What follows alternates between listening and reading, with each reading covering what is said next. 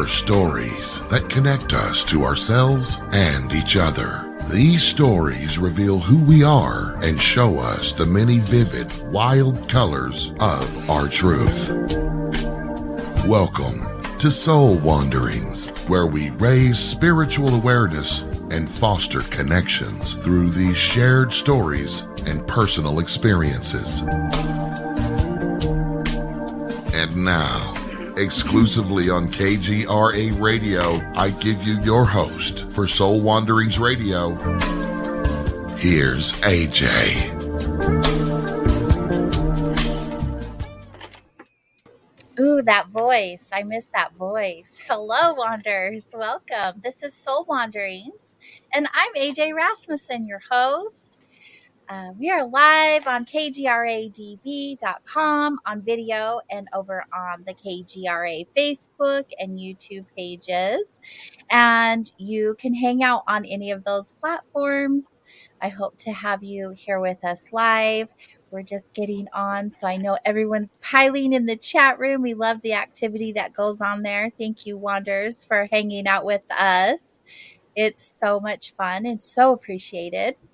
Last week, I missed you guys. I had a guest who had a change of plans. We'll just put it that way. And unfortunately, I had to cancel my show. I tried so hard to find someone to fill in. So thank you for your patience while I was away. This week, however, we're going to make up for lost time because we have an amazing guest that's going to be spending time with us. And he has so much to share. We'll just introduce him right away and get right in on the show because we do have a lot to hear. Our guest tonight is Michael Goddart, and he is the author, most recently, of In Search of Lost Lives, a winner of the American Book Fest Best Book Award, the Living Now Book Award, and the Mind, Body, Spirit Book Award, and the National Indie Excellence Award. So many awards.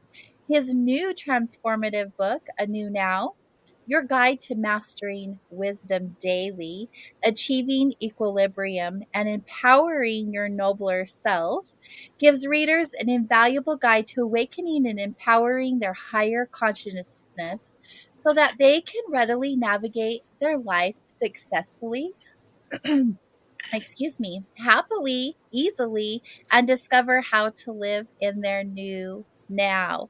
Michael's journey began when he was only 10 years old, asking the deep questions about life and death, and his desire to gain a deeper knowledge and understanding only grew from there. So tonight we'll receive the opportunity to hear about his journey story and all about his latest book, A New Now. Welcome, Michael. Thank you, AG. It's a delight to be with you on the show. I'm already losing my voice. That means you'll get to talk more.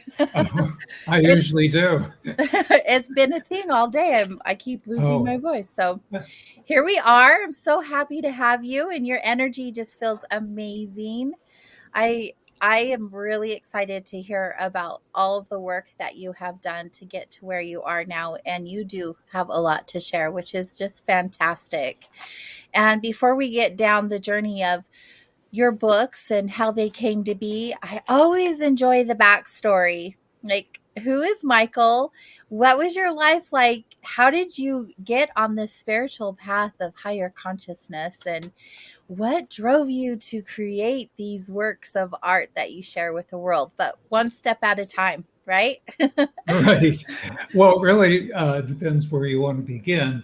If you want to begin in my current lifetime, it really just started right after we moved to California when I was 10 years old. And somehow we were living in Marin County, which is just over the Golden Gate from San Francisco. All of a sudden, I was wanting to contact spirit entities and do automatic writing, have messages from them. I don't know where that came from. I was doing self-hypnosis. I became very interested in metaphysics at that young age. And I can explain all of this later, why I came in so ready to start searching. Now, my mother was a very highly regarded artist, and she showed throughout the Bay Area in galleries, but she also loved looking at art.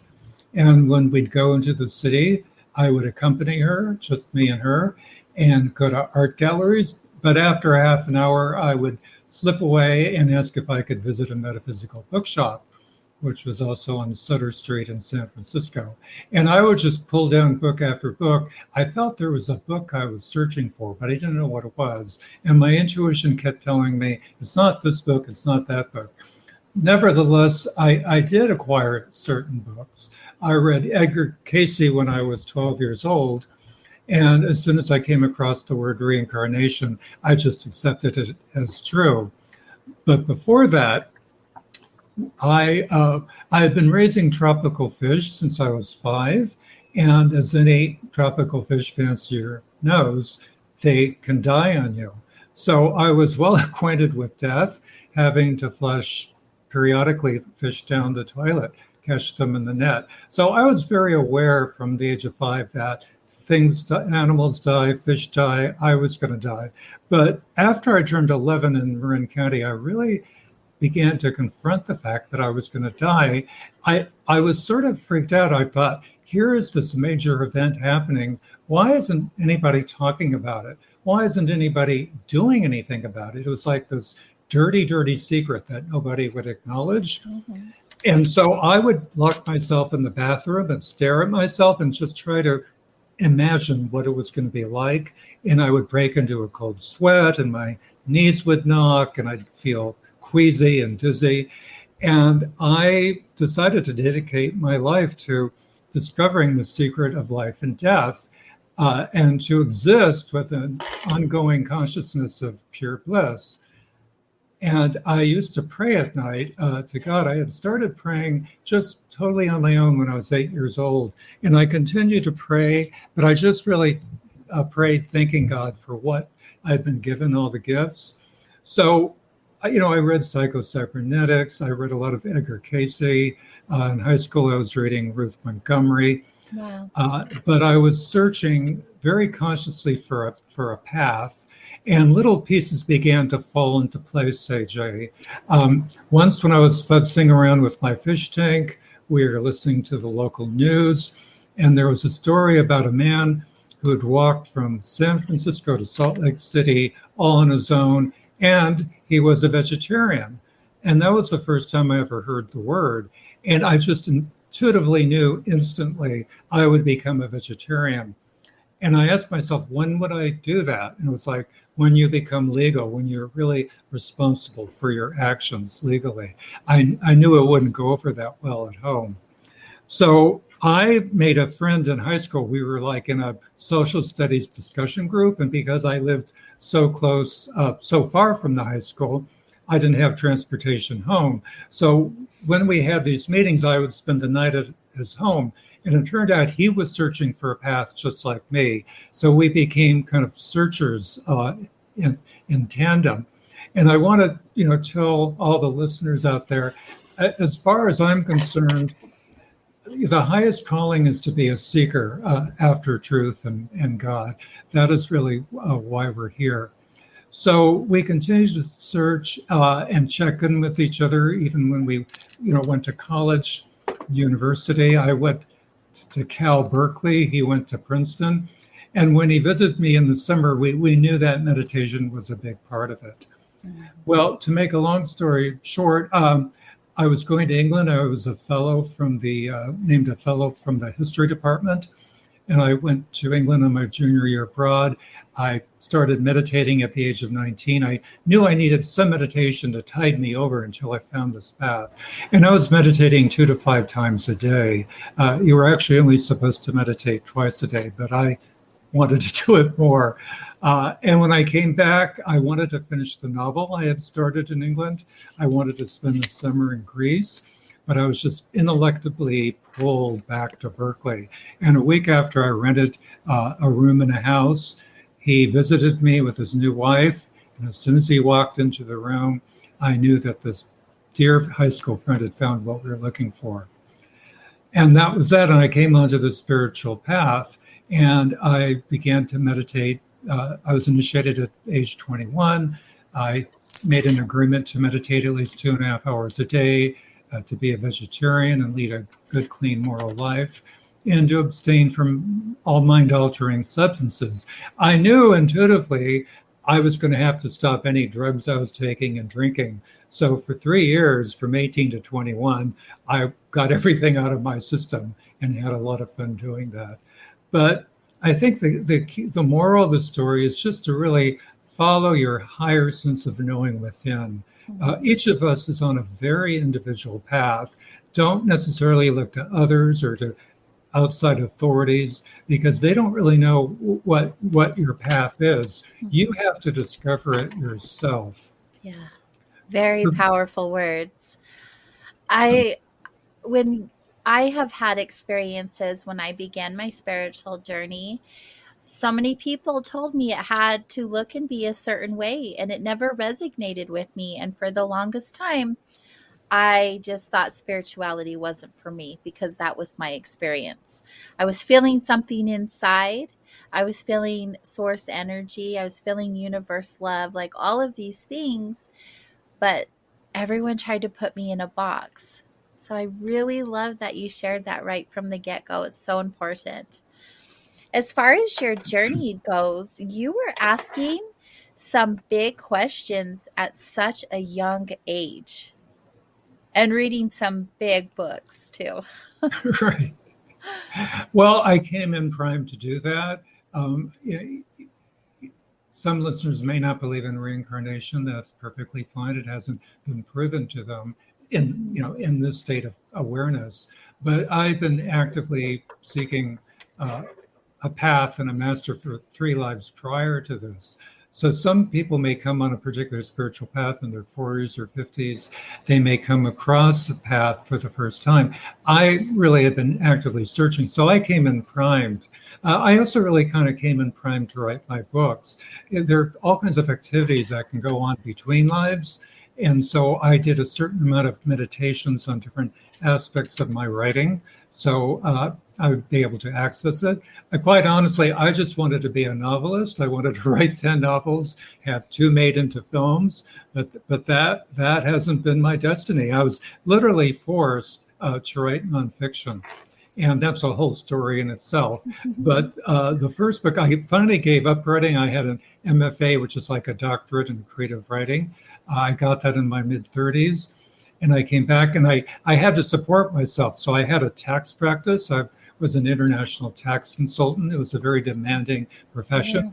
Yeah. And I felt I needed 2.5 hours to enter the fictional world. And I just didn't have that. I just really had 15 or 20 minutes. It was just enough time to relive the scene and add a few lines of dialogue and description. So I gave up writing in 93, and it was just really about the saddest year of my life. I was literally crying 2 to 3 times a week because I felt my life was being wasted. And I went on a spiritual retreat and I came back. It was a very intense spiritual retreat. And I actually was suicidal. And I thought, well, I don't want to do that. That's like the worst karma you can create. And I decided, I don't care. I'm just going to write 15 to 20 minutes a day. And I'm going to do nonfiction because you don't have to enter a fictional world. And my first book, Spiritual Revolution, came to me. And by the end of the 6-month tax season, I had the first draft. And it was Spiritual Revolution, A Seeker's Guide. And it's the distillation of the teachings of all the evolved masters, saints, mystic adepts, whatever you want to call them, into 52 easily understood principles. So in my new book, Anew Now, I write a lot about how important the spiritual foundation is. So Spiritual Revolution is really an ideal book for giving you that spiritual foundation, even if you don't resonate with all the principles when you're reading it, but it really gives you all the principles of spirituality. It's like soul food for your mind and soul. Yeah, yeah. I love that, soul food. Anything that has to do with souls, right? Because that's exactly what we are. Yeah, and as I mentioned earlier, when we've met, I love the title of your show, Soul Wanderings, because people don't appreciate this. At least most people don't. Our poor souls have been wandering for millennia, doesn't really cut it. Through Right. really millions of lives, we've been on a journey, really going away from God.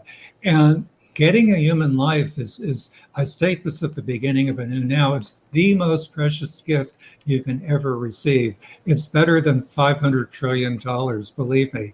$500 trillion, Mm. 1 trillion, 5 billion would, probably give you more headaches than you can deal with, and more people in your life than you'd ever want, Right. and missing relatives who surface. So you've been given this fabulous human life.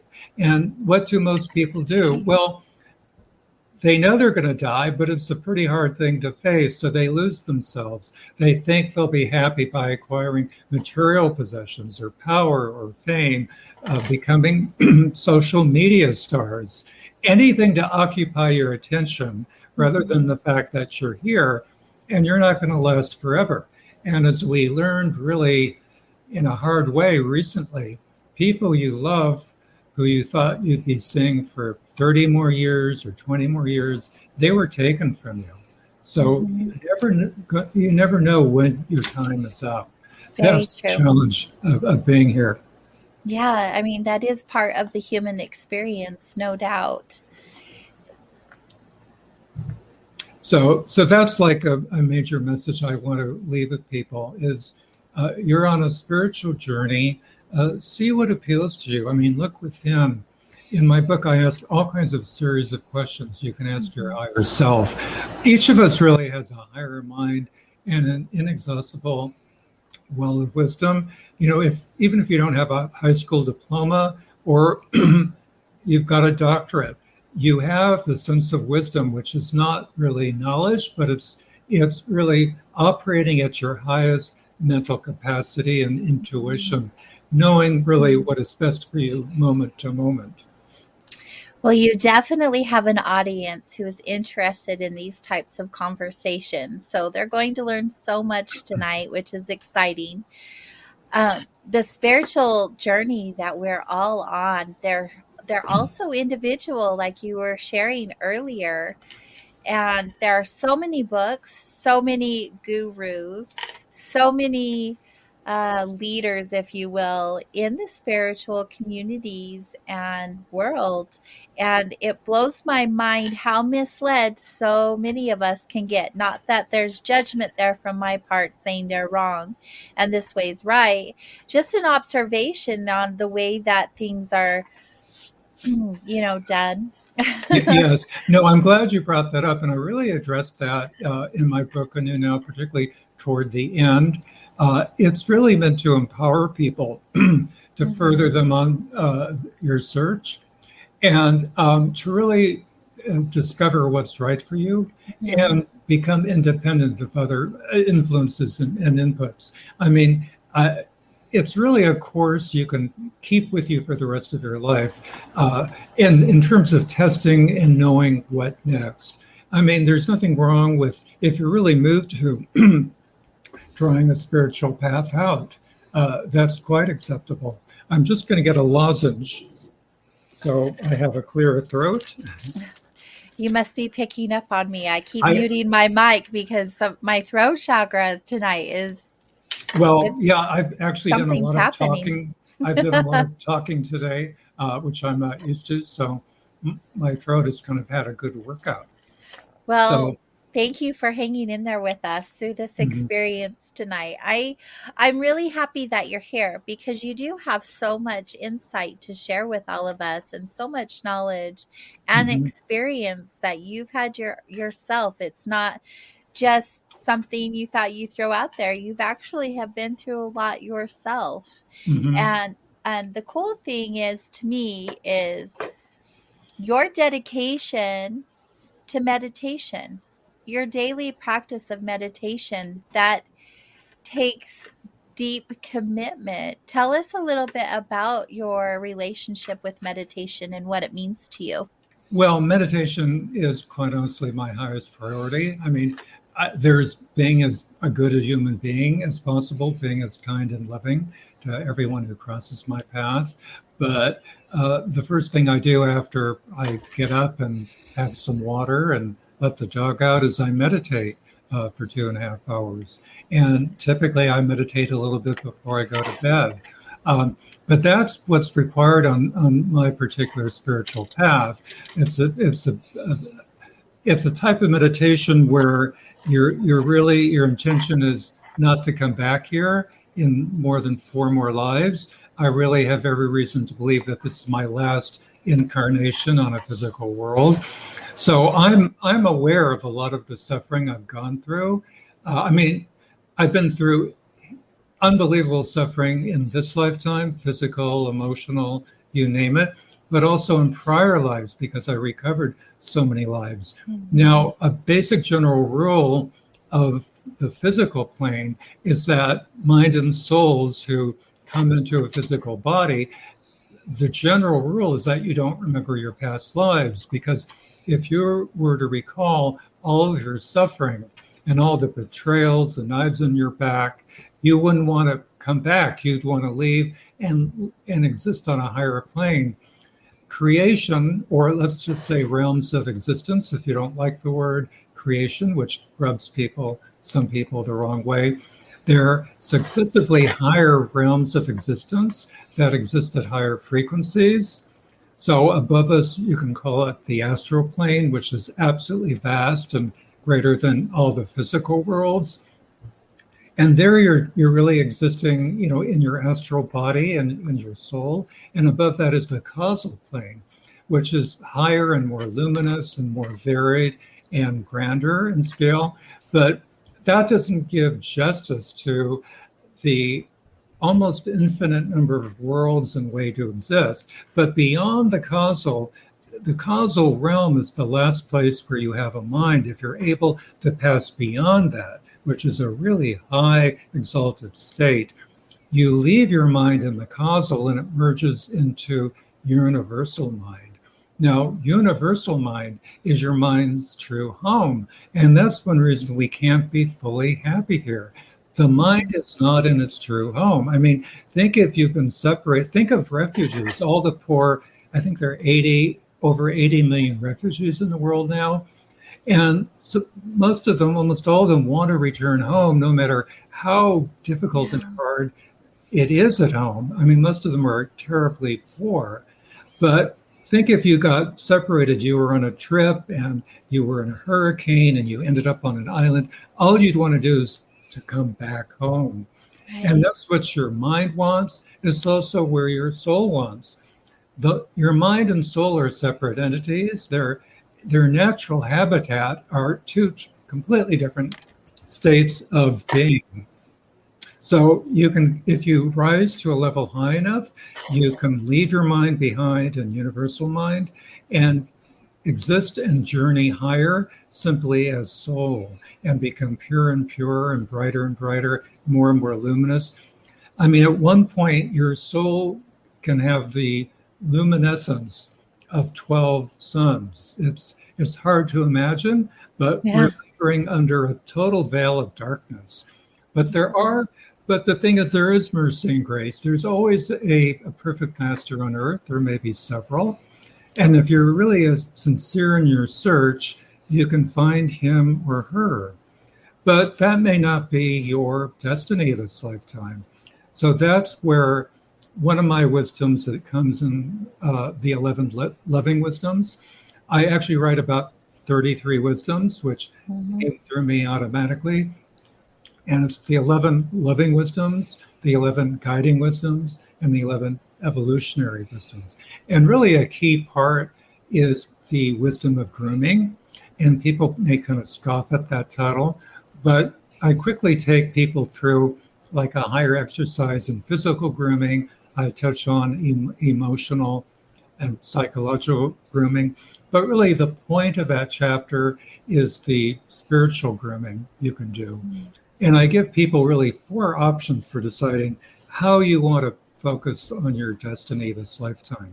I mean, if you just want to go from pleasure to pleasure, if you're into gaming, if you're into porn, if you're into movies, if you're into sex, whatever, just consciously make that decision. But you can make it in a way that you can lead a more balanced life. and used the book Anew Now really as a guidebook. But I Mhm. offer 3 other really amazing options in the wisdom of grooming. We're definitely going to be getting into the details of your book and where our listeners can find the book here just after the break. So far, I'm very intrigued by everything you have to share, and I know what's to come too, to a certain degree. So I'm really excited to continue this journey with you, Michael, and we'll do so here just after the break. Everyone, stay close.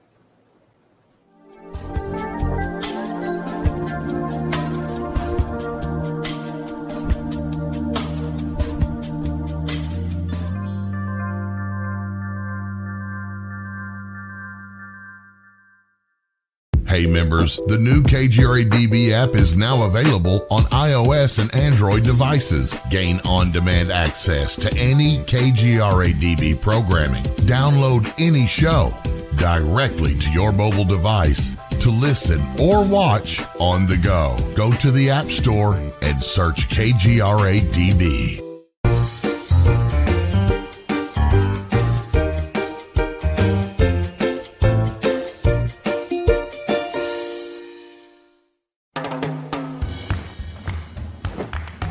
I don't want to talk about it.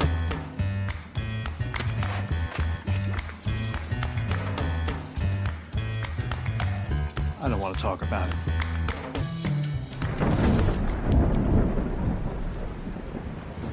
Families don't have to talk about everything, but they should talk about how to plan for an emergency.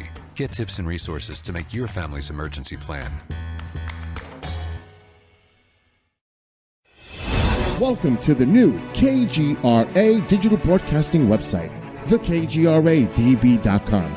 Here you'll find great new content, including the KGRA Classics, great shows from our archives.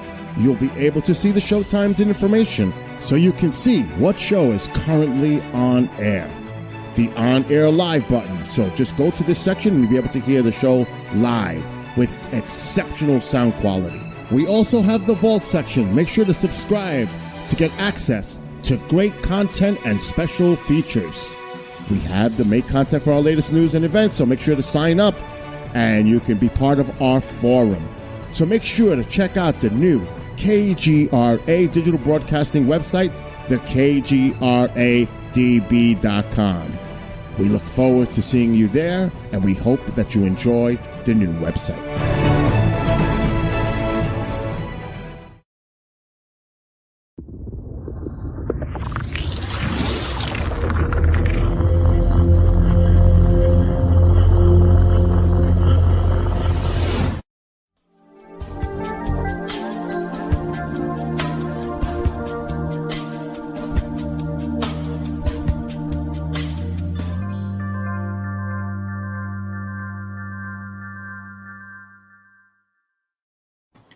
Hello, Wanderers. Welcome back. Tonight we're hanging out with our latest guest, Michael Goddart. He is an author of several books, but the one we're going to be discussing most tonight is called Anew Now, Your Guide to Mastering Wisdom Daily, Achieving Equilibrium, and Empowering Your Nobler Self.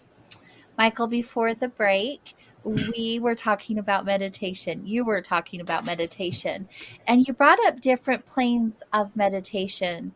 The astral plane, is it the causal plane? The causal plane. Mm-hmm. Okay. And the universal mind. I own a spiritual center during the day. So I have people come into my space quite often with this feeling and longing of wanting to be home, yet not understanding what or why those feelings are coming about. And when you brought up the universal mind, that feeling of home, is that something that all of us or most of us will feel at some part of our human experience? Well, I can't really access the states of consciousness of everyone, but Right. if you ever have feelings that you don't quite belong, that you feel kind of alienated, or it's really a longing for home, that's really the soul expressing. That's really your soul coming through. The mind actually doesn't realize as much that it's separated from home. It's too busy going through sensation, losing itself in the world. But that's really a true soul feeling, because this is not the natural home of the soul. As I explained in our first segment, the soul's home is really in the ocean of bliss, existing with the ultimate being, which some people call God, others call Allah. It's been called, names throughout existence, human existence. But that highest state, the ultimate, what I call love source in the book, to give it a beautiful neutral name, has no name. And that's the soul's longing. So if you have that feeling that you don't quite belong, you're longing to return home, I encourage people to honor that people, because that's really fuel for your search after the truth and God. Mm-hmm. Yeah. Oh, I agree. I think that's beautiful. Thank you.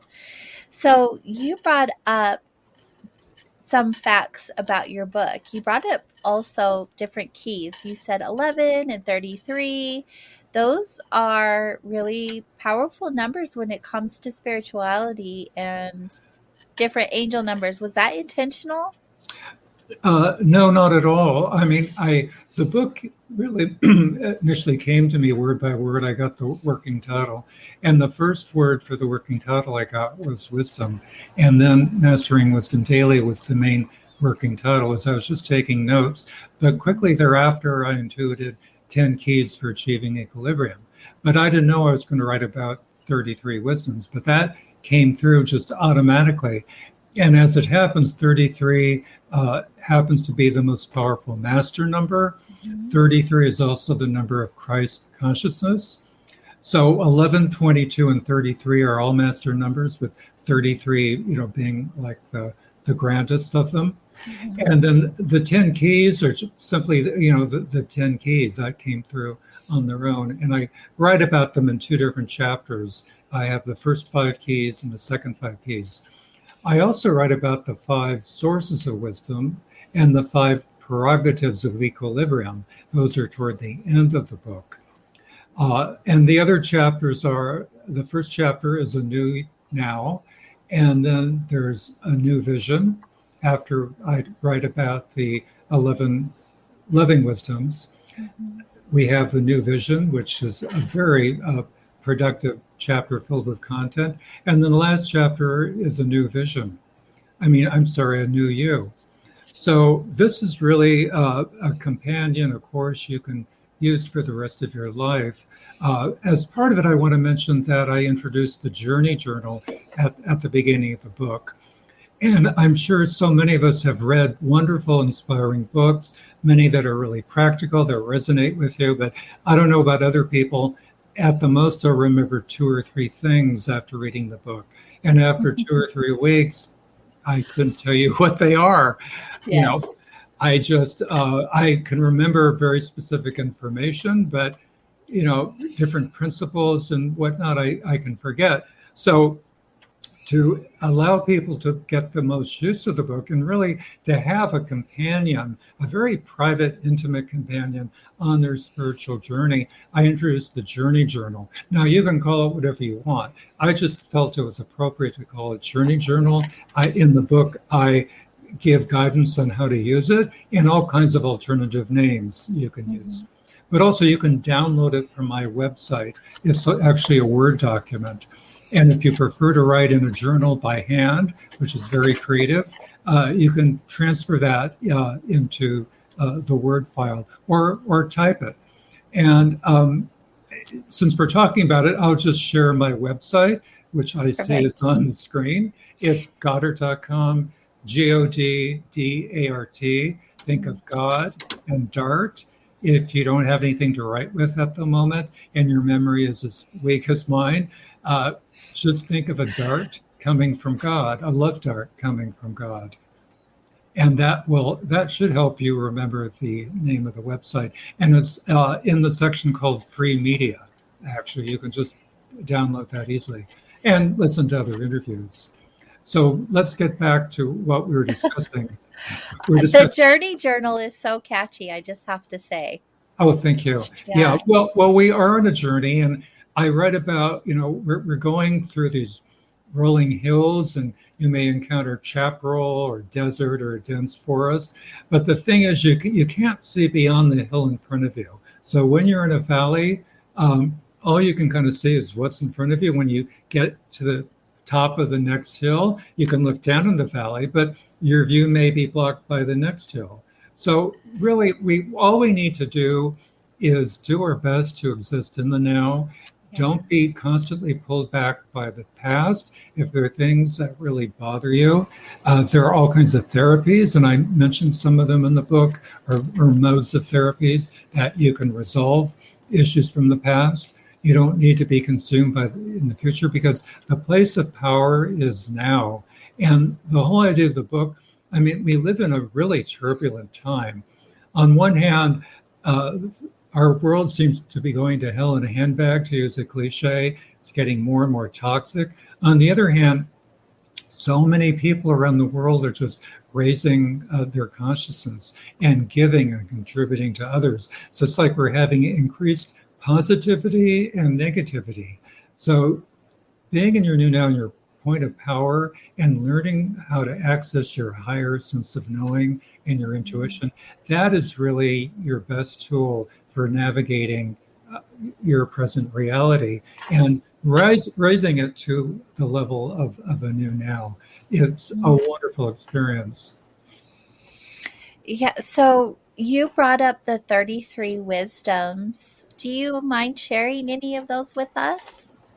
Yeah, well, I'll remember what I remember. I mean, the first one is the wisdom of humane interactions. I mean, each of us has the spark of God within us. That's our soul. And there have been studies that have shown just by having more human interaction, that leads to longevity. So it's a really healthy thing. So I give examples in that section of how you can create more humane interactions. There's the wisdom of grooming, which I talked about earlier. There's the wisdom of being true to yourself, the wisdom of positivity. The final wisdom is the wisdom of seeking God. But before that, I have these are all evolutionary wisdoms, which come as the last set of wisdoms. I have the wisdom of faith, the wisdom of perseverance. If you have the book handy, I mean, I can read from them if you want. Any excerpt you want to share if you've gone through the book, I'd be happy to hear anything. I was just curious because I love that they're master numbers. I'm a numbers girl. Okay. I pay attention to the numbers. I get 33 all of the time. Almost every hour, 133, 233. And I don't look at it as a coincidence. I'm divinely guided, no doubt. But I just, it's neat that you have these master numbers in there with all of the other information that you're choosing to share with us. So we're just curious. Yeah, actually, I got into numerology in high school. I've always been sort of a numbers person, and really often obsessed with statistics, which relates to a past life. That's an impression from a past life when I was in Sweden and studied statistics. But I did numerology to learn about people, to learn about their personalities and their fates. And, but that was quite a while ago when I was in high school. And I've studied it off and on, but really this just came through from my higher being. Yeah. And it was just, I knew it was the right thing. So when you wrote this book, did you channel the information or was it your higher self sharing the information? How did it come through you? Yeah, well, there is absolutely no other foreign entity. I mean, a number of books are written from other entities who may give you their names, but it's basically flowing through from my higher consciousness when I needed to know something. I mean, my memoir, In Search of Lost Lives, is more of a automatically coming through, but when I needed to know really specific details that I didn't get immediately, it was like a dialogue between my everyday consciousness and my higher consciousness. Yeah. So this just came through really intuitively. And then I'm a great reviser. So I really focused on getting the exact perfect wording, the exact perfect examples and metaphors for everything. As I reread the book, because I have such a poor memory, I'm just surprised that it came out the way it did. And I'm infinitely grateful. And I haven't found anything I would change, not a word. Oh, So, I so love I that love for you and for us. Thank you. And actually, I'm just so anxious to write something new. But I almost didn't agree to do interviews, but I consulted my higher sense of knowing because I knew if I didn't look into whether I do any promotion, I'd be wondering about it for years. What if, what would have happened? And I just got a strong signal, yes, to do the interviews. I appreciate that you are, because this information that you share with others is so important for us to learn about. And if you weren't out there spreading these downloads that you received, we wouldn't know, right? So it's just beautiful that you're willing to show up and give us the opportunity to learn through you. Thank you very much. I mean, I'm one of these people. Well, actually having written the new now, that helped me a lot when COVID broke out because there were so many things to figure out. I did not want my groceries delivered. I really need to be in the vegetable and fruit sections and know what my body is being pulled into my body. I can actually feel when my body wants to pull energy into it. That's how I choose my supplements and vitamins. Perfect. So I'm really happy that at least the book is available now, particularly when we're having such a major surge in parts of the world. Yeah, let's talk about that. What you wrote this book during a really crazy time. Yes. Oh, I lost the sound.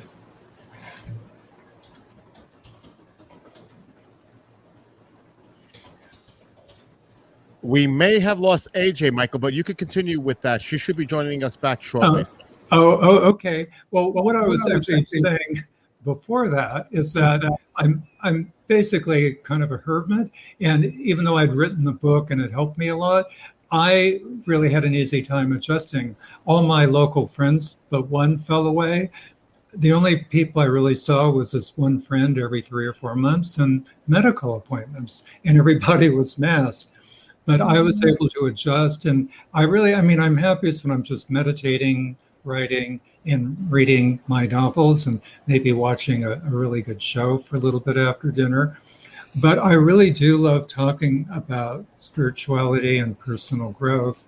I really want to everybody is dominated, unless you're a perfect master, you're dominated by your mind to a certain extent. What I have found by kind of dipping into people is that most people are dominated by their lower minds. It's very common. I recovered that I've been dominated by my lower mind until 12 lives back when I was a Tibetan. I was a very high up government official. But the 2 lives prior to that, and this is all detailed in my memoir, In Search of Lost Lives, my higher mind and lower mind were basically in balance. But I still have a lower mind, and AJ may want me to clarify what that is. Your lower mind is the part of your mind that really is a slave of your senses. It's the part of you that can be mean and backed by egotistical, not giving. Your higher mind is really the mind that wants to be kind and loving and wants the best for people and wants to avoid strife and wants to be loving and being of service. These people who go into the poorest communities and build houses and help people have clean water, they're really operating from their higher mind.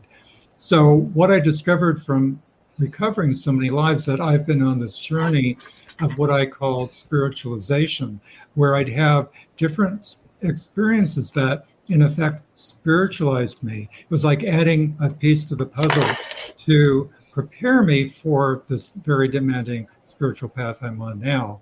So we're all on a journey. I often cite this very well-known quote in my interviews, which is attributed to Teilhard de Chardin, and that is we are not human beings having a spiritual experience. We are spiritual beings having a human experience. Yes. So this is our opportunity to make best use of our lives by furthering our spiritual evolution. The subtitle of my memoir, I just want to state, because we're on that topic, is Desire, because desire is such a huge, important topic. Desire, Sanskaras, and the evolution of a mind and soul.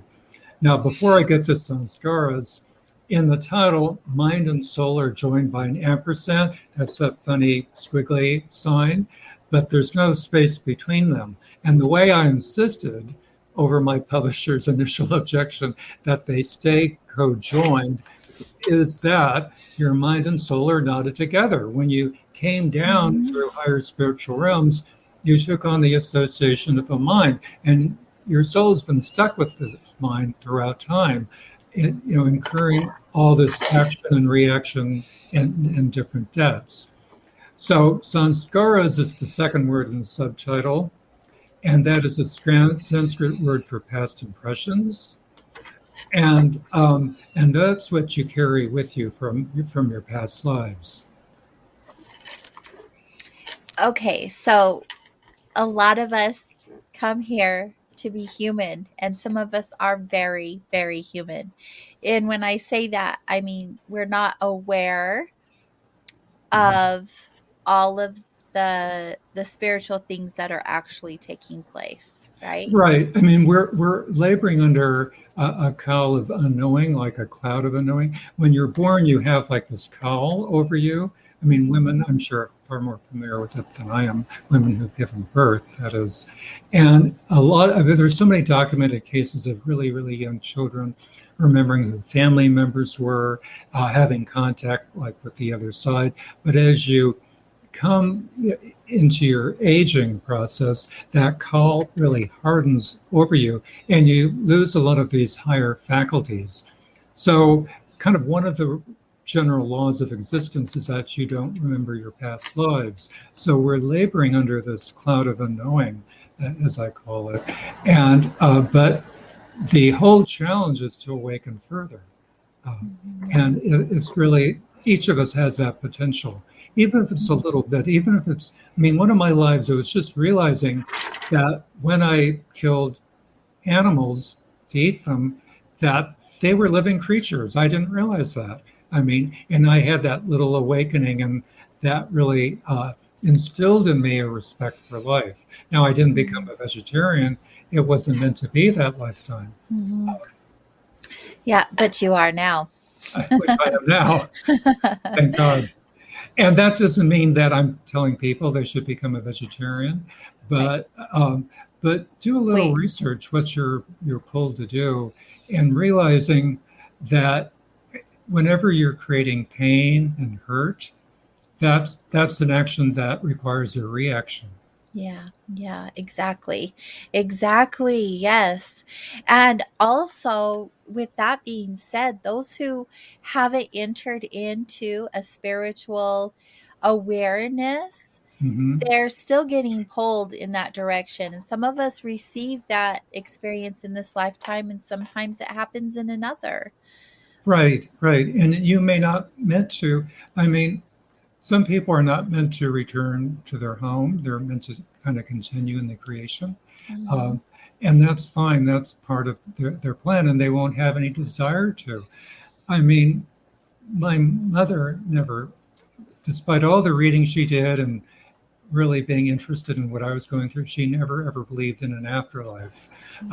And when she died, it was extremely traumatic for me. But I kind of keyed into her after she died, and what I got was just total surprise. She used to say, "You think you fly around after you're dead? You're fooling yourself." But when I keyed into her consciousness, I got this absolutely blissful surprise that, oh, Michael was right. There is life after death. So, I bet that felt so good for you. It did. Of course, I didn't know what was coming for her. Right. I do feel like she's taken another human birth because for various reasons. I don't know about my father or brother. I can't comment on them. But the thing is, each of us, no matter how close we are to our family, and that may be because you've had a certain number of births before and you've worked up a certain rapport. Now, all the members of my family were first timers for me. We never had any human lives or animal lives, as far as I know, together. And it was a really, really difficult, dysfunctional family. But it was meant for me to pay off humongous amounts of karma and grow spiritually because of all these challenges that I had. So, don't swear and blast off all your hardships. It's all growing opportunity. Yes. It's really, we may have destiny. You can't see it, in a certain place in a higher realm, you better see your destiny. But what you do have an iota of control over is your reaction, how you react to things. Yes. If you're driving and somebody cuts you off, you can go into road rage and swear and drive after them. I've heard of many cases like that. Or you can say that person had to go to the bathroom really bad and they didn't care what they were doing, or they were in some other emergency, and just, send them love and blessings and not get yourself all worked up about it. So you may have had that karma of being cut off or being in a, God forbid, but it could be your destiny to be in an auto accident. It's just really how you react. It can be the end of the world, or I have to go through this step by step, no matter how challenging it is. Right. You brought up two things. You brought up your experience with your family being your first carnation together. I have not heard of that before. Everything that I have heard from all of the many guests that I've interviewed and people I've talked to in my community here all believe that we are in soul families and we always reincarnate together. Well, I write about my cohort of 7, and we were a group of 8 mind spirit entities who came together typically after our physical lives, and we shared our experiences. We worked with spiritual teachers together. They're the mind and soul entities I've had way more than anyone else, the most incarnations with. And as it happened, I was so lucky and blessed to know them all this lifetime. And it only happened once before, 2 lives ago, when I knew all of them, actually. And I believe I'm the only person who knew all of them this lifetime. But there's a lot of people believe that you choose your family, you come with a soul family. I really can't comment on that. I only know my own experience, which I feel without any shred of doubt that it's true. That, for instance, my current family were all strangers to me, and boy, I had a lot of suffering. Now I write about one lifetime when I was a nobleman in Hungary. It was my second wealthiest life of my recent lives. And I took that birth partly to really learn about harmony and how to operate, in a wonderful family unit.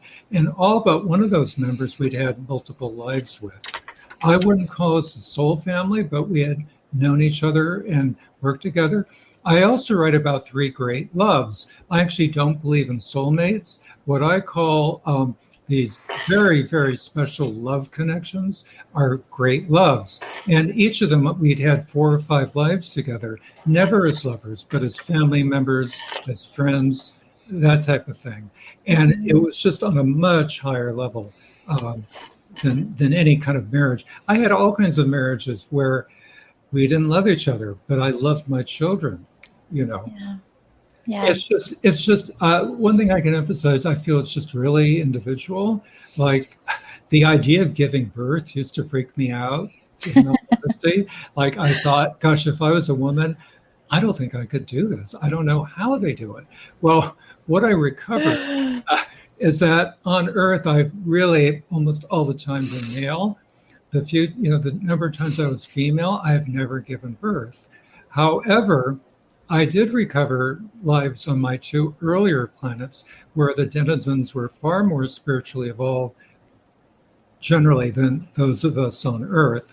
And my first planet, which was Jorlu, which is the closest approximation in English, I was mainly female. My spiritual evolution really began when I was a woman with 6 children, and my husband was the equivalent of what we would call a lawyer here. He basically did contracts. So, and I read about that spiritual experience in that book, and I had a very strange death, from what I recall. Actually, I detail most of the deaths of my past lives.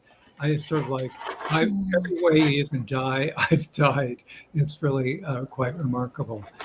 And that life as a Hungarian nobleman, when I had such a wonderful life, I call that life the great beauty again, because it's really beautifully written in the book. But I experienced God through inanimate objects, and I created the atmosphere of God around me. But in that life as a rich nobleman, I was murdered. And that came through me. It took me months to be able to kind of face, kind of retrieving that experience. It was really pretty awful. But here I had this fabulous life, and I was murdered at the end of it, all alone. I was a family business. I'm super fascinated with your ability to connect to your past lives, and I would really like to dig in deeper to that when we get back from the break. Does that sound good to you?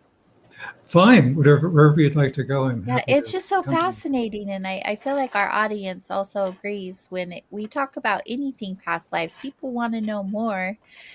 So when we get back, we'll talk some more about his past lives, our guest, Michael, and of course, more about his fantastic book. I hope you all stay close because we'll be right back.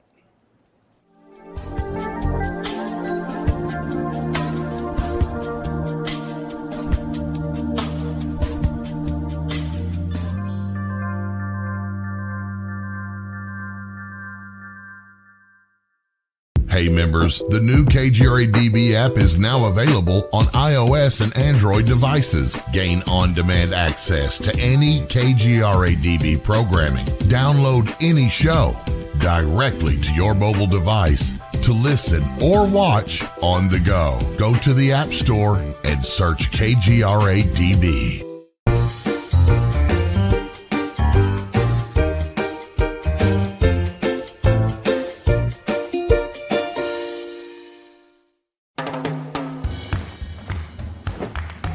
I don't want to talk about it.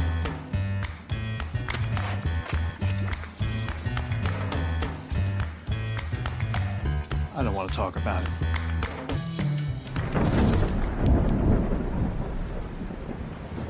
Families don't have talk about everything, but they should talk about how to plan for an emergency. Get tips and resources to make your family's emergency plan.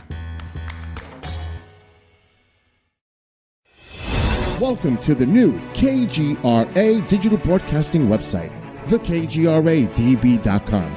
Here you'll find great new content, including the KGRA classics, great shows from our archives.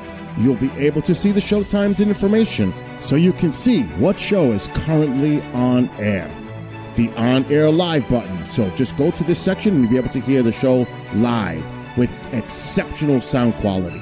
We also have the Vault section. Make sure to subscribe to get access to great content and special features. We have the make content for our latest news and events, so make sure to sign up and you can be part of our forum. So make sure to check out the new KGRA digital broadcasting website, thekgradb.com. We look forward to seeing you there, and we hope that you enjoy the new website.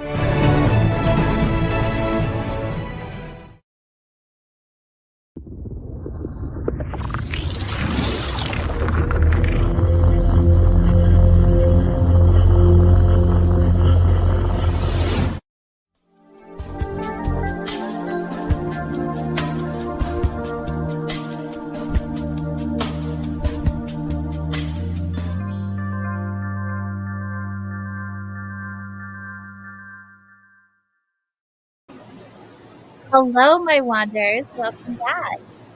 We are here on KGRA Digital Broadcasting, Salt Lake City, Utah, and Hudson Valley, New York. Who's checked out the new website? I'm seeing all these hands out there in the cyber world. I just know it. It's so good. kgradv.com. Head over there. If you haven't become a member yet, I have a special treat for you. I have this offer for you and your friends if you are interested in receiving 30% off your first year membership. You'll want to use the promo code SOUL21, and that will give you 30% off your first year membership on kgradv.com. That's a lot of savings, you guys. And all you have to do is use that promo code. By doing that, you're supporting the station, you're supporting my show. And not only that, when you are able to get into the members area, there is so much exclusive content and the KGRA classics. Plus, there's a lot of extras and more in store here in the near future. So again, the promo code you'll want to use is SOUL21. That's SOUL21. And that way you'll be prepared to be entertained for hours and hours. There's so much on there. Go and check it out. Tonight we are hanging out with our guest, Michael Goddart, and he is the author of several books. However, tonight we are learning most about his latest book, Anew Now, Your Guide to Mastering Wisdom Daily, Achieving Equilibrium, and Empowering Your Nobler Self. Welcome back, Michael. Thank you, AJ. I'm having a wonderful time with you. Oh, thank you. I'm so glad. We really are enjoying all the things that you are sharing with us. And before the break, we were listening to your experiences with your past life. So you said you are aware of 88 of them before the show. Is that correct? Well, yeah, those I recovered and wrote about in my memoir, In Search of Lost Lives. And I just want to point out that actually 71 are human lives, 17 are animal lives. Wow. And the reason the animal lives are included is that for the most part, they're lives that followed my human life. And it's because of the hurtful actions I committed, where basically the pendulum swung the wrong way and I didn't deserve to come back as a human. So if I was on a different spiritual trajectory, I might not have come back as a human for, I can't even guess, 1,000 lives, 2,000. I mean, everybody has their own journey, but I was meant to eventually have only human lives. But I've included all these lives where I did hurtful things, and some of them were really minor. I mean, some of them, a parent wouldn't think twice about how they're treating their child. I lost the opportunity to come back as a human. But I also included a couple lives where my actions were so extreme, so egregious, that not only did I not come back as a human, I was sent to what I call a state of reformation, which the common emotional laden term is hell. So I was really sent to what I would call a bespoke hell. It was really designed to reform my mind, to kind of rebuild my character. I mean, the first life I recovered from another planet, I was a ruler of a good-sized country, and I started an unnecessary war because I was afraid a stronger country was going to invade us. So I wanted to kind of like beat the drums and beat my chest. And over 260,000 men, women, and children died as a result of that. When I recovered that and it came back to me, I just kind of slipped off my recliner and curled into a fetal ball, begging for forgiveness. But I have to tell you, AJ, it was really fascinating to recover the details of why, when I was a ruler. And that explains, like, I have very little or no interest in local politics, but always, this is a sanskara, which I explained in an earlier segment, which is a Sanskrit word for impression from a past life. I have the sanskara from that life that I follow international politics quite a bit, not as much as I used to, but whenever I read about a leader doing something, I always sort of picture myself in his or her place, thinking how I would do it better and how I would do it better to serve people. So that kind of automatic identification, replacing this leader, whoever it is, with myself, that is a past impression from that very notable life when I was a leader. Now, I introduce all kinds of original concepts in terms of metaphysics in that book. One is a notable life, and all the lives except the animal lives I write about from my prior two planets, they were notable lives, and they're far easier to recover. And a notable life is like you're starring in a film. It's kind of bigger than life. It's a very important life that you kind of carry with you. And I have all kinds of notable lives that I write about. Actually, 13 in total. So I'm not sure if that answered your question, but why don't you take No, up the ball? oh, no, that works actually. How did you come to the knowing of all of the lives that you are sharing with us? Well, as I spoke a little bit during my introduction, not only have I been meditating daily since the age of 19 and since 21, doing a very high kind of meditation where I meditate on what we call the sound current, the word, the Shabbat.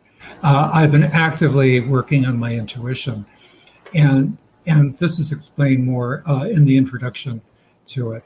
So basically, I really came here. This was really a service I was meant to uh, perform for other people, to recover all these lives and sort of uncover many truths about existence. So it's basically having my higher consciousness open to my everyday consciousness. I had all kinds of different triggers, which are detailed. They could have been through reading, seeing something, kind of waking movies where I was like reliving a life. But also, they just came through automatically when I was writing. I was in like a higher space. So it was just Wow. really flowing. It was like an open channel, but not with any other entity, just myself. So we all have this capacity for way, way higher consciousness. The soul really knows everything, but it's entrapped really by the mind, which it has all these coverings over it. Right, right. Absolutely does. That's the tricky part, right? That's the part Well, that we're that's why we're here. We're going through our Mhm. lives. Yeah. We've created all these good and bad and neutral actions, which have created reactions. Uh, and we're here to kind of pay off a little bit of them. And that's why we keep coming back. Yeah. What is that the purpose you feel like we continue to have these multiple lives? Like what do you feel like the purpose is, like the journey of our soul? Like what does that look like? What do you feel like that looks like? Well, the journey of the soul, ideally, is back to God if you're meant to return to God. I mean, there are stories that saints have disclosed when that highest, ultimate being wanted to experience through other realms of existence. He asked all these individual souls to go down, and those who didn't want to go down and experience it were promised that eventually they'd be pulled back. So the stories, and I'm kind of getting chills as I'm talking about it, but the stories that come down from various saints is that 1/9 of the souls did not want to come back and they're going back. So your time, if you're going back, maybe 2 lives from now or 15, I can't say. But if you are meant to go back, you will be on a trajectory to prepare you to go back. The rest of the souls will just kind of keep recycling through the creation, through the realms of existence. So I do feel that if you come here as a human, every person has a definite spiritual purpose, which you may or may not ever come to know while you're alive in this body. In my memoir, In Search of Lost Lives, I write about many spiritual purposes I had for the different lives. So it's really a spiritual purpose is to spiritualize you further, to bring you closer to a higher state of being, a greater state of love. And one thing I do in my recent book, Anew Now, is a lot of people are hung up on having a calling. It's almost like calling shame. Like if you don't have a calling, you're lesser than. And Yeah. a lot of celebrities, they come into a lot of money and notoriety. The first thing they want to do is create a foundation with their name on it. And that's their calling, to have this foundation. And they're probably doing a lot of good, but people don't necessarily have a calling. In one of the loving wisdoms, it's the wisdom of commonality, I write about discovering your genius. Um, you may have a genius for all kinds of things. You may have a genius for bringing people together, for being a good listener, for being a good teacher, for playing music. So that's a very important section to empower people to discover their genius and to bond with people in that commonality. Because, like, if you're like if I'm writing spiritual books, it's really not productive. I mean, I can deal with it, but somebody who thinks I'm absolutely full of, blank shit for writing this kind of stuff and misleading people, or they think I'm just absolutely naive for even believing that there's a God. That's not. I don't share that commonality with that person. Now, I may share a love of good literature with that person. I may share a love of organically grown food, but because this is such an integral part of me, that person may not be the best friend to have. So that's also a very important part of a new now. It's learning to distinguish between all your relationships and know what is serving you and what is not serving you. Yeah. Yeah, I could see how it would be beneficial for that as well. If a bunch of other things that you share in the book, like I was thinking earlier when I haven't read the entire book yet, but I'm flipping through it currently. You talk about your higher self and your relationship with your higher self, and important questions to ask your higher self. Do you want to share some of that with us? Yeah, I do have added one important section, the wisdom of asking questions. I Yeah. go through every Yeah, there we day go. asking questions, and it can be as mundane and fundamental as, what is the best food for me to eat? But also, I have a very open life. I left the tax world a few years ago. I can kind of do what I want when, unless I've got an interview scheduled. So often I need to ask, what is the next best thing to do? But also I encourage people to ask the immortal questions of humankind. Why am I here? What is my purpose? Do I have a purpose? What is God? Why is there suffering? That's really key. And that is really the sign of a seeker after truth, asking the questions that humankind has wrestled with throughout our existence here. These are existential, metaphysical questions. So I really take people in a course and give them different questions to ask and how to address their higher power to find out really what is the best term that resonates with what they call their higher power. Whether it's God, higher consciousness, higher power, mother goddess, whatever it is, you can really be the orchestrator of your own spiritual journey. And that's what I'd like people to do. That's what I mean when I say this is to empower your nobler self. This is really, no matter what suffering you've gone through, and I've gone through hellacious suffering, this is really a grand adventure to figure out life. Yeah, it absolutely is. You brought that up earlier that you had gone through so much in your lifetime to this point, in this current lifetime to this point, and you really feel like this is your last trip here. Oh, yeah. And whether you come back, it's really a question of attachments. I really can't think of any attachment that would bring me back here. You kind of go where your attachments are. So some people who kind of feel that they incarnate as soul groups or soul families, they may be extremely attached to certain soul and mind entities. And it's like, it's a group attachment to kind of keep coming back. I don't have that this lifetime. As much as I may enjoy my personality, I still have an ego that I do my best to manage. But I'm tired of the suffering. I know what I've suffered, not only this life, which has been off the charts, but in prior lives. I also know the moments of joy. But I want to exist in the highest state of consciousness possible. I want to go back to my original home. And that may not resonate with a lot of listeners. That's perfectly okay. But Mhm. I want to encourage and empower people to be conscious and know where you want to go on your journey. If you are in love, I mean, sometimes people die, quote, prematurely, unquote, and that kind of strengthens the attachment. Well, you may want to be with them on the other side, out of the physical realm. You may want to come back together. That person may be part of your what I call cohort, your Mhm. soul and mind group that is evolving together. Yeah, yeah. That's part of it too, right? We're not doing this by ourselves. I always resonated with the feeling that this was my last experience, my last Oh, human experience.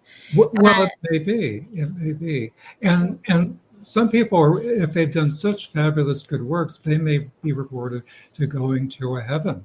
I mean, the higher regions all will seem like heaven after being on earth, but they may yeah. go to like what I call a bespoke heaven, where you have everything as you wanted it, and you can be there for seeming eternity. But by all probability, the chances are that you've got still have a huge storehouse of karma, what's called senchik karma, your reserve karma. So eventually you're going to have to come back. Now, one thing I was curious about was whether I'd ever gone to a particular heaven for an eternity. No, I didn't. But I did go to 12 states of hell for things I did, and I've recovered that. Now, if there's someone who wants to ask a question from chat, we could always take that. Yeah, we actually do have a question in chat, but I wanted to ask something really quick. Sure. Backtracking just a little bit, you had brought up the fact that you had had 17 lives as an animal. Yes. Wondering what type of experience would you gain from being an animal versus being a human? Well, it's very different because you can't really, as far as I know, like create karma. But a lot of them were, uh, there's a fair amount of suffering as you're an animal. Now, Mhm. the one life I recovered when I was an animal, it wasn't because of the bad actions, but it was, I mentioned earlier, when I was a mother on my first planet with 6 children, I was just so tuckered out and tired. I just wanted to be taken care of. So I came back as a dog, very well cared for. Now, when I was kind of naughty in what I call the spellbinding life, and I was trying to cast spells on people, way to my benefit, I came back as a dog also, and I was very mistreated. I do think that a lot of our dogs have been humans, really. That's what I get. I have a wonderful, wonderful dog now who's different from any dog I've known or my family's had. And I'm really quite certain he was previously a human. And I feel like one of the main reasons he came back as a dog is that he just wanted to play. This dog was born to play. I mean, we play fetch for ages. He swims with me. So I almost kind of picture a boy who had polio who was in bed most of the time and couldn't go out and play ball, really. So I'm just making this up, but that's sort of the scenario I come up with. Something you pick up on. Yes. Yeah. Thank you for sharing. So going back to the question we have actually coming from YouTube from Jose. He Okay. he asked, "What's your purpose in life at least right now?" Oh, well, it's to do everything I can to further my journey toward God realization. Is to be the best human being I can. Um, I write about the overriding desires of the higher mind, and my first overriding desire of the higher mind is to meditate as best as I can each day. Um, and I also have an overriding desire to see my teacher whenever I can, basically. And also, my second overriding desire is to write 6 days a week. So, what's really interesting, I feel personally, about In Search of Lost Lives is that I write about my last 7 lives when my higher mind was predominant, and I came in with these overriding desires of the higher mind. And sometimes it was just to be like the best father to daughters that I could be. But they all had spiritual components, and each life had 3 overriding desires. That means they were predominant over all other desires. So for me personally, when I recovered, it was just like, one aha fabulous moment after another. Like it just totally resonated with me, and I knew it was true. So that part of the memoir I enjoyed recovering enormously. Yeah, yeah, I can imagine. There's so many experiences that you got to relive as you were creating this book. Yeah, That's pretty exciting. it was exciting. I feel tremendously blessed and lucky and really humbled to be able to share it with people. Uh, Yeah. and even if you don't believe in reincarnation, and you're not meant to, because we have this veil, this call of unknowing over us. One of the things I do in the book, very pointedly, is I first write about all these individual characteristics, abilities, talents, very developed talents, but also aversions and feelings of familiarity that I had as a child, as a preteen, as a teen. And those are all linked to specific experiences in particular past lives. So basically, that's a way of kind of confirming that these did not come out of nowhere. These are all linked to very different past lives. Yeah. Yeah. It's neat though how it is actually so connected at the same time, Well, right? yeah. Another point I want to make is that at a certain level, everything makes sense, everything is right, everything is perfect. Yes. But we really do live in a perfect world because all this action and reaction is playing out, but it doesn't look like that. I mean, people just get incensed and murderous over different political situations, but it's all playing out. And the best thing is to cultivate detachment and look to your own spiritual evolution. If I'm Yeah. going to give any encouragement, that's what I want to give. Attachment.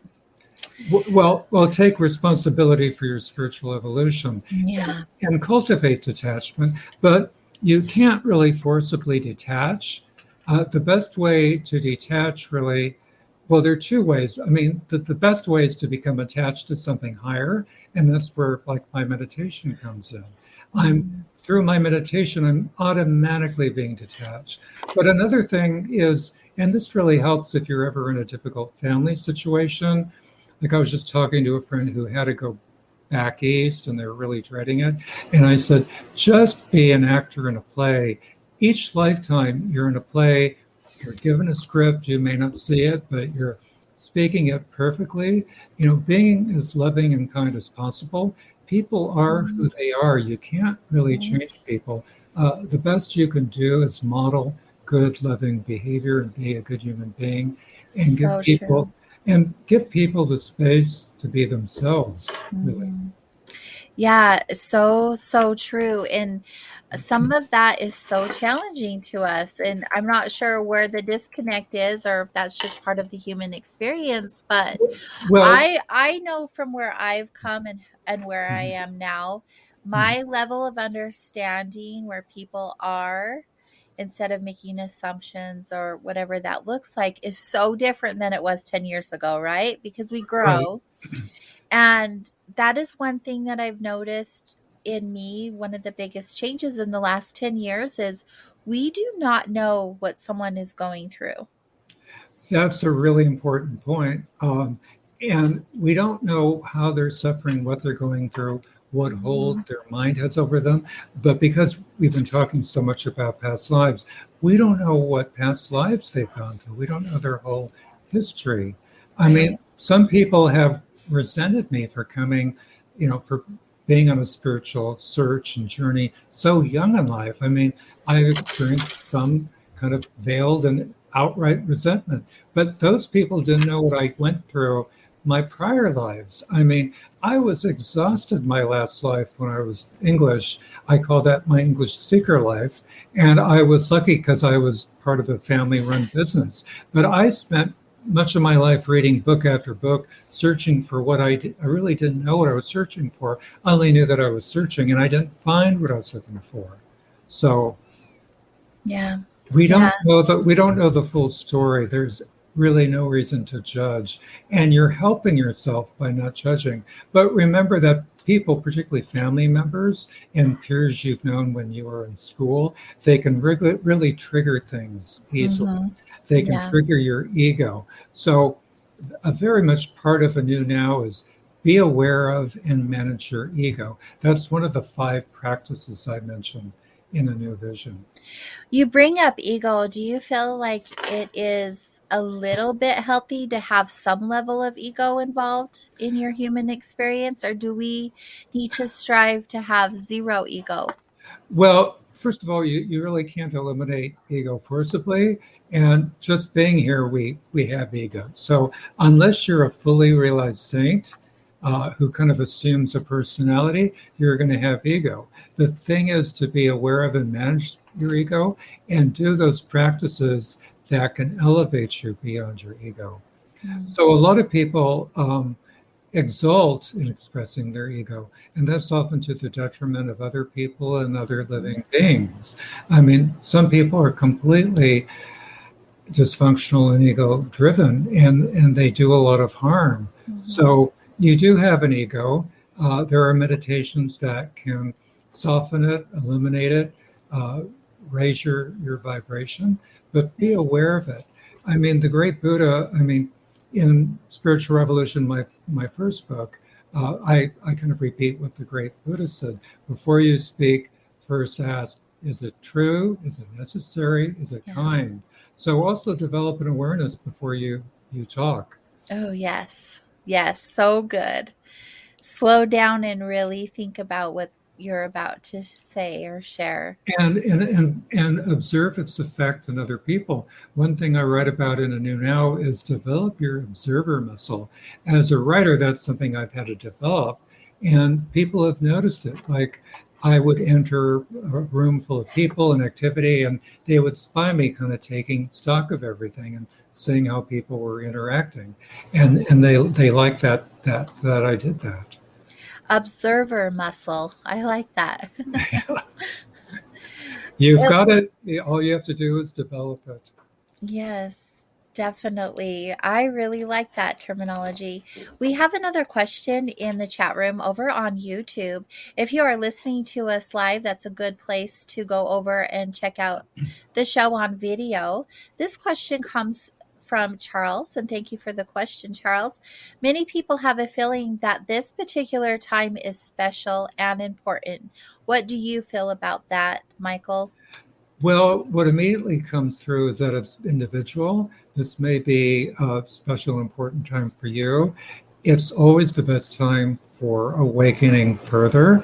But I do think that a certain experience of reality is heightening. I hear reports that people are hearing more of the inner sound automatically, which we haven't really gotten into. The sound current, which I mentioned earlier, has been called words, logos, shabad, named throughout culture.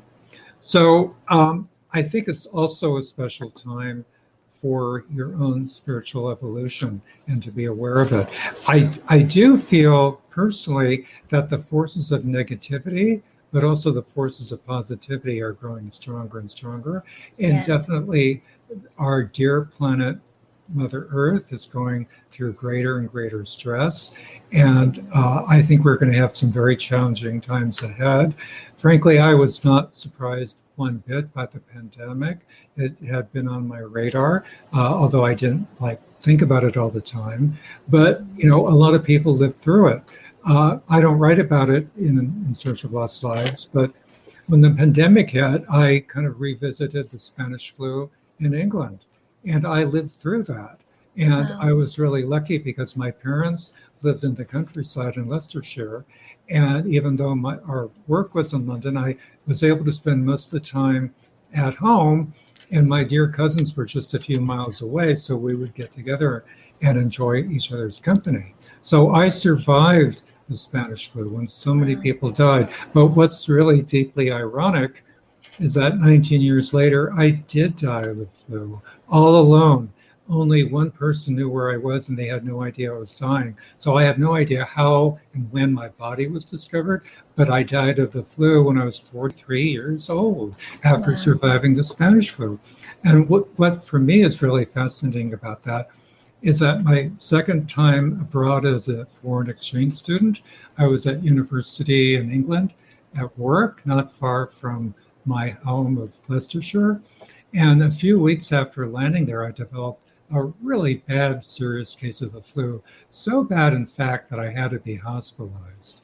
Now, I feel that was a continuation and completion of that debt, of that karma, of that flu that I had died of. And I know exactly where I died in England. Wow. So, yeah, go ahead. When you revisit these past lives of yours, do you go through the emotions of those lives in this Oh, lifetime? Oh, often I do. I kind of re-experience it, but it's sort of like seeing myself as an actor in a play. But when it's really intense, like when I, I was too severe with a daughter. When I hurt somebody, I really regret it, and I beg for forgiveness. I mean, basically, I think a wonderful practice is to ask God for forgiveness for everything that is between us and that ultimate source of love, really. Are we able to ask for forgiveness for things we did in past experiences, past Well, lives? yeah, I think we can. I can't predict what the reaction will be, whether Right. the karma will be reduced. Again, I think it's individual. But if someone you hurt is no longer available, you can definitely pray to God with a sincere heart to beg for forgiveness. And I think there's a good chance it will be forgiven. But if you know, this is part of my book, Spiritual Revolution, it's the second principle. Ask others for forgiveness. The first principle is embrace the fact that you're going to die.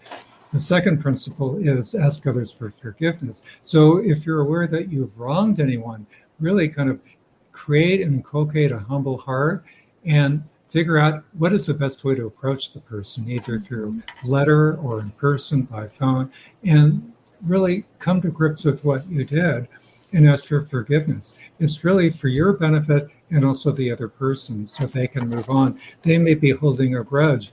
And often we harbor hurts and we have no idea really what happened. We only have a tiny bit of the picture. And we cling to these hurts, these betrayals, when, we can also ask people, why did you act? I mean, the hardest thing I think for a lot of people is to talk about your relationship with somebody. I mean, it's really, really tough. I mean, especially someone you don't have this open flowing communication with. That's why when you're developing friendships and relationships, you want to create the best open communication you can. I think there's another question. I agree. I wanted to ask something in regards Sure. to what you're sharing right now. You talk about forgiveness. If the other person isn't obtainable, if you're unable to reach them in some way, do you feel like you could ask for forgiveness from soul to soul? Oh, that's a really great question. I think you could. I can't say what would happen, but I definitely think that's something you could do, and also to include God in your beseeching in your prayer. Yeah, so that's a great point, AJ. Thank you.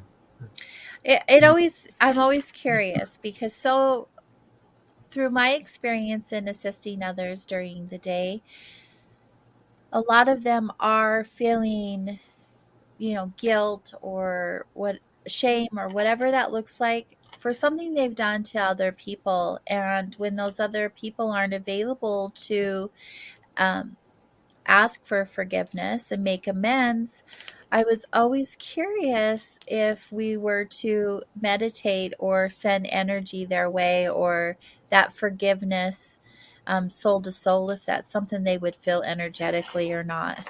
Well, I think they very well could feel it. I Yeah, would say to continue to try to contact the soul and ask God, uh, really be clear about why you're asking for forgiveness and what you've right. done.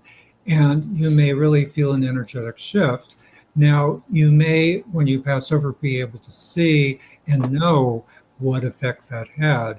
For the great majority of people, they won't be able to, but you really may feel a shift, a load falling Hmm. off that you're carrying, because we're Yeah. carrying huge, huge, huge loads. Think of a billion Himalayan mountains. Think of that as the karma you're carrying, and it's your job to uh, dispense with it. Not all this lifetime, but to get started. Yeah. In the conversation of forgiveness, I really love this topic. It's one of my favorite topics. So I want to ask, what does it look like when we are needing to forgive ourselves? Oh, well, that's very important. And I wish I could remember what I wrote about that in my first book, Spiritual Revolution, but I do address that. I think you have to have inculcate and develop compassion for yourself Yeah. because allow As, that we're all struggling souls. We're saddled with these minds that Mhm. have deep grooves of behavior in them. Yeah. We don't have clean slates. We did when we first came here, but not anymore. So Yeah. it's very important to forgive yourself as an exercise, truly, because So, you could only do you did what you did. Don't belabor the past. If there's anyone you want to ask for forgiveness, dead or alive, do it, practice it, but move on because yeah. the place of power is in the eternal now. And that's where you Mm. can access what you need to live. I want people to live the best life possible. Philosophers throughout time, Plato, Socrates, Montaigne, they wrestled with the question of how to live. What I wrote anew now for is how to empower people how to live your best life possible for you, not for some rock star or football star, Yeah. but for you, who you are this lifetime. Right. Right. So important. Thank you for sharing that. Uh, we'll move forward with the next question that is also coming from YouTube. Uh, it's a it's a question slash statement. Is there what I phrase eternal existence? Yes, everything I know and have experienced. There is eternal existence, and Mhm. that's with the ultimate level of being, the sea of eternal and infinite bliss and love. And if you're pulled to go back there, you can find a path, a teacher that will take you there. And Mhm. you have to be very careful when researching teachers. There are a lot of Mhm. false gurus. Any spiritual teacher, well, first of all, there are all these ascending realms within, and a teacher can only take you as far as they've gone themselves. So Mhm. you may even experience this in your meditation. You may feel that you've experienced a heaven, but there may be many levels beyond that. So if you have the ardent, soul stirring desire to have conscious, and I underline and italicized conscious eternal existence, that fabulous gift, the greatest thing, is possible. Never give up Mhm. hope, never give up your journey. That is Yes. possible. So good. So good. That energy of that is tangible to me. It feels amazing. We've been talking about little things, experiences and things in your book, but I want to talk more about your book because it's our focus tonight, right? You Right. and all the information that we got. Um, Yeah, and I want to make the point that it's really very practical, this book. I deal with a lot of practical nitty-gritty situations in life and how to deal with them and how to deal with your mind. Like if you're addicted to devices, if you're addicted to overeating. Um, I take people through the 5 sources of wisdom, some of which have different aspects I go through. So, this is a book to empower you to enlighten yourself and to further you on your search. If you're on a search now, or if you choose to be on one consciously. share with us a little bit more about what you mean in regards to achieving equilibrium. Yes, thank you, because we haven't touched on that. No. Equilibrium is a very important part of the book, and equilibrium and wisdom go hand in hand. Think of equilibrium as dynamic balance. So it's not being static or passive, it's really being at your spiritual center where you're most present and grounded and positive and you basically have all your energies available to you. So you can best access and develop wisdom when you're in a state of equilibrium. And I give uh, really guidance on how you can return to your spiritual center. It's being at your spiritual center. And constantly, I think we're taken away from our spiritual center. Now, for me, the main way I return to my spiritual center is by meditating, but also by reading a really fine novel or watching a really fine show on occasion. There are different ways to return to your spiritual center. It may be by cleaning or, doing a different sport. But Yes. I really encourage people to be conscious of when you're in a spiritual center, and more important, when you're not, and learn how best to return to it. Because often it's going to be a different way. It may be an emotional way, a physical way, a meditative way. This is all about life mastery, actually. Yeah. We're all potential masters. We can move forward and progress in our mastery of our life. We don't have to be responsible for any other lives. I mean, unless you're a parent and your child is not an adult, you have a huge responsibility. But it's all about taking responsibility for your life and achieving really happiness. It's all about being happy. I was really happy. I mean, despite all the suffering people went through, I was very happy during the whole COVID episode. I mean, I didn't enjoy walking my dog with a mask, but I did it.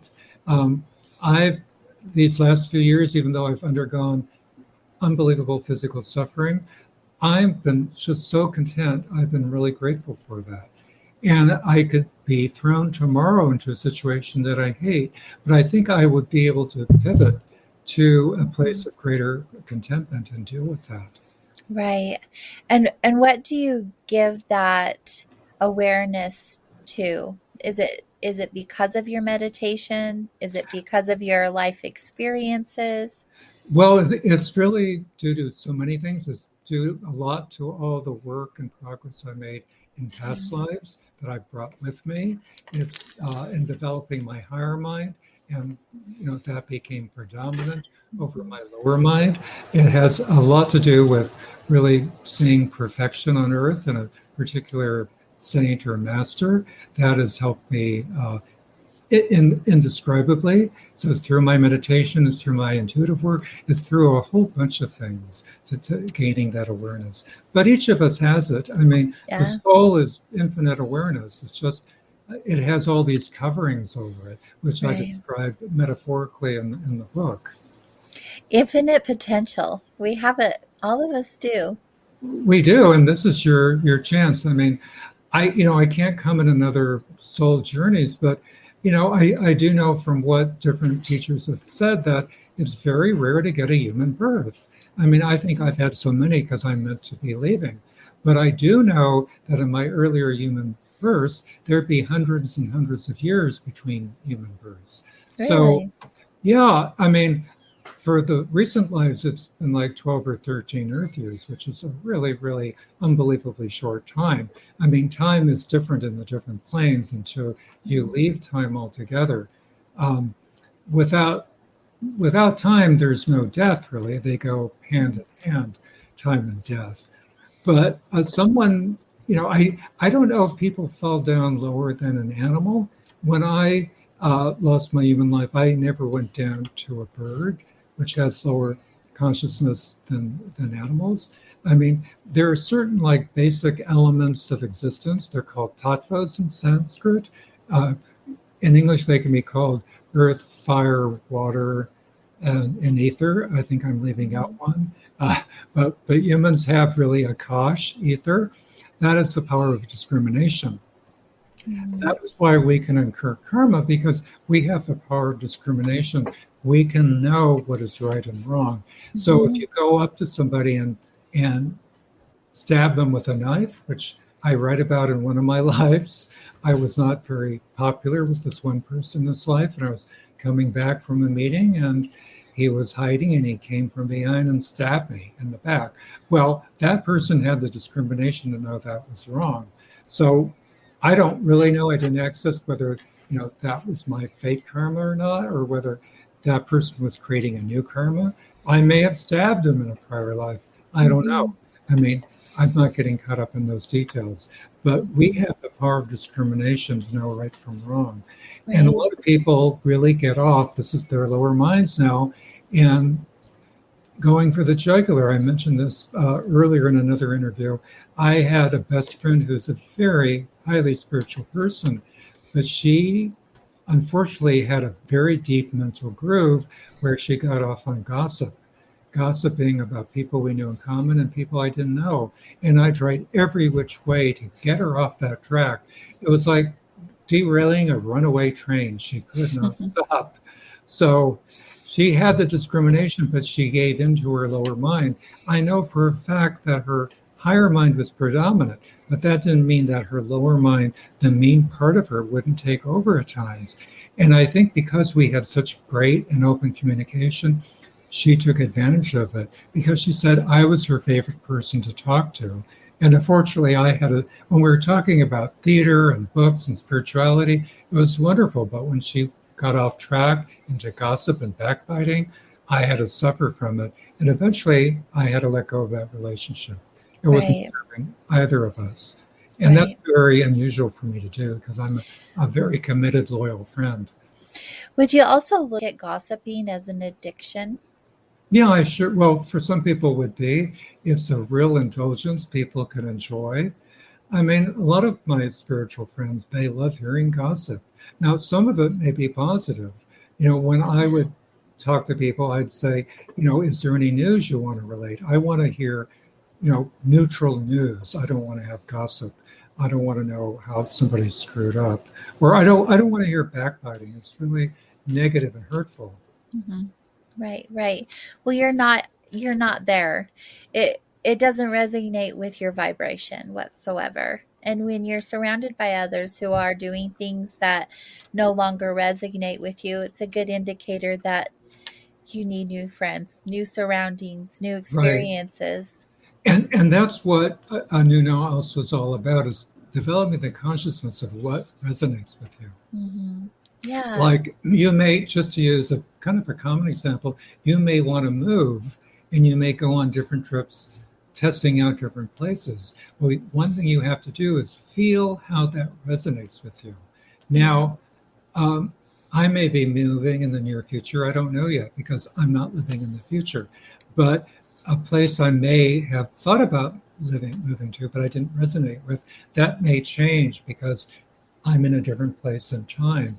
We still live in time here. So it, living in your new now is about being conscious of what resonates with you. You may have the most fabulous friend, but if they're on a negative bender, you may luckily realize you're not resonating with that right now, and you need to find a really kind and diplomatic way to extricate yourself. You always want to be kind because, well, your mind has a Mm. built-in negativity bias. And I think what most people never forget are really the hurtful words, the backbiting, the knives in the back.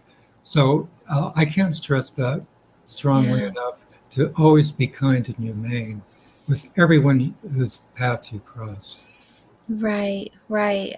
I'm so thankful you shared that, and you've shared it a couple of times tonight. And I don't think you could share it enough. That message is so important for us to really understand and put into practice. Hmm. It really is. Absolutely. Yeah. I am just delighted that I've had the opportunity to get to know you more. This has been so much fun. Um, Thank you. I want to ask some final questions because we do still have moments left. Hmm.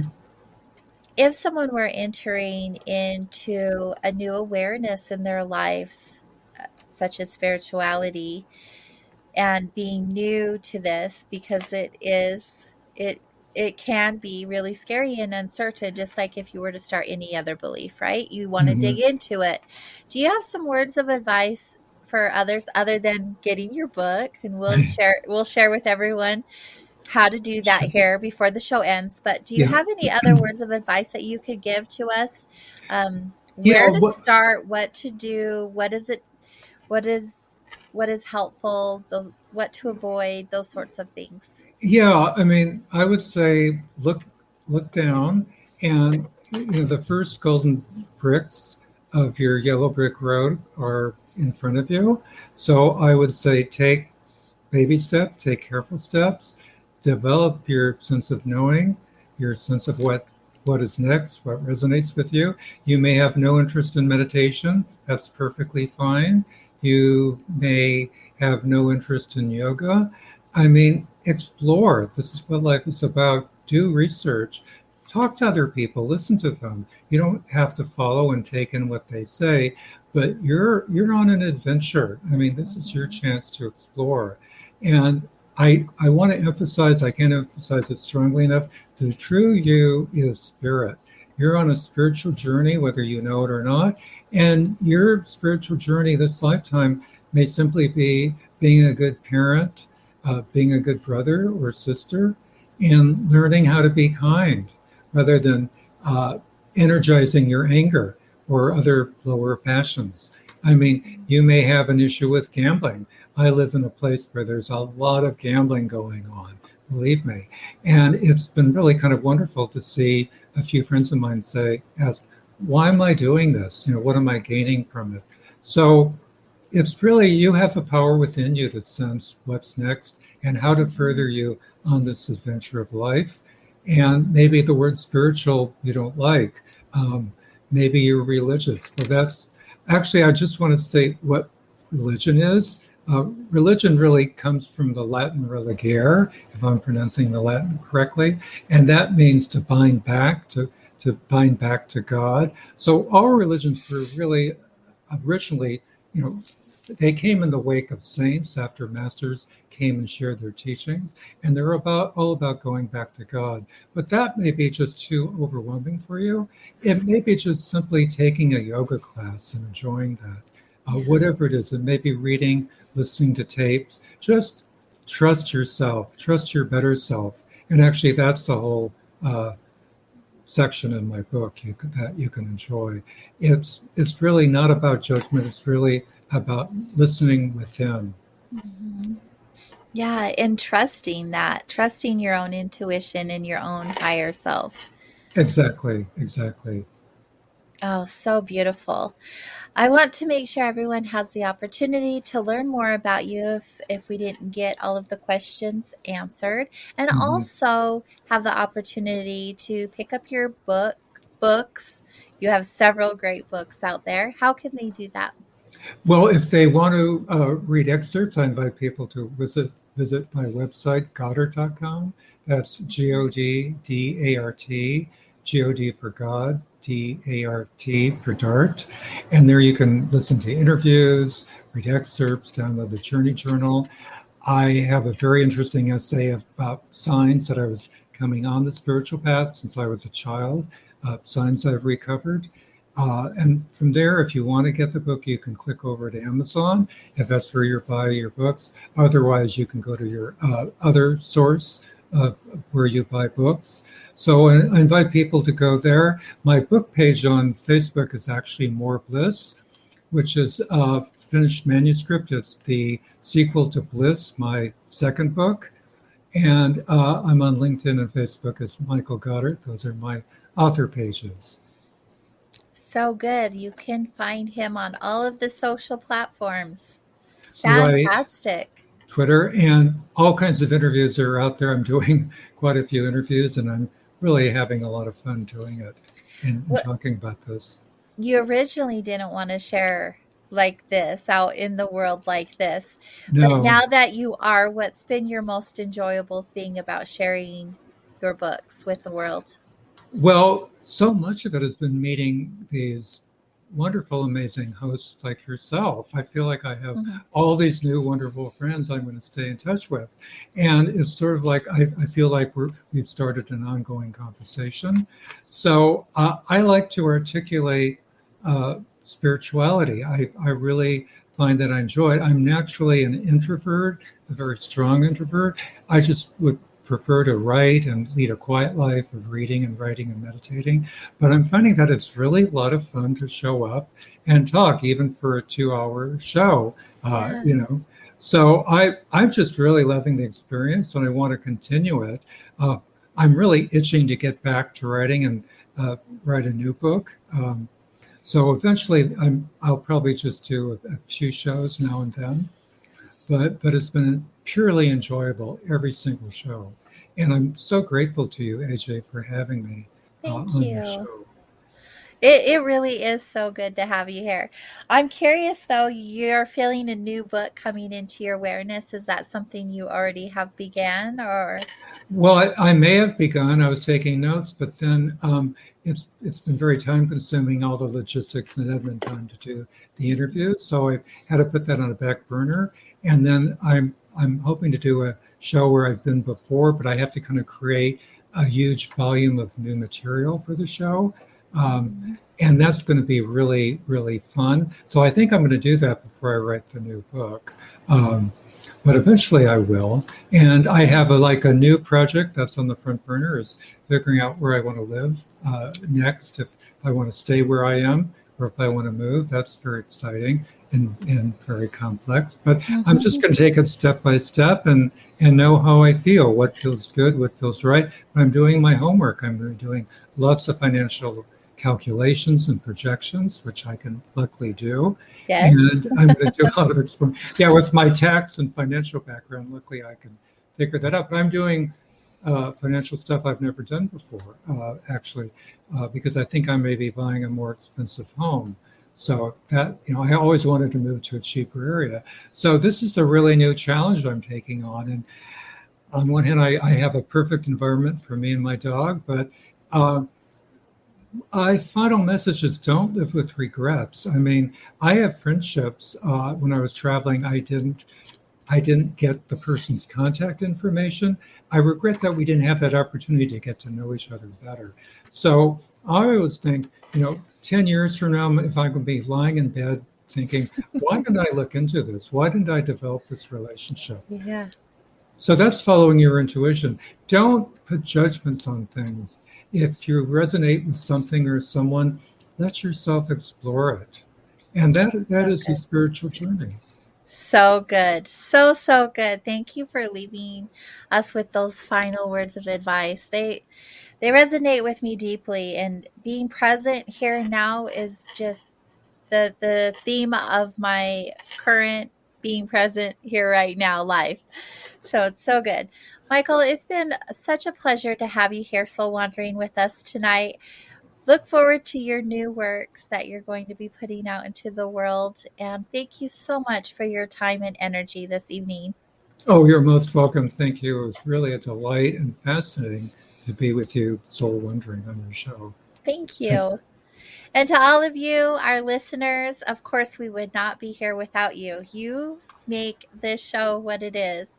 And to our fantastic crew at KGRA, so much gratitude for the ability to be here with you and share this time and space with you. I hope you all have a beautiful week, and we will see you next time. Good night, everyone.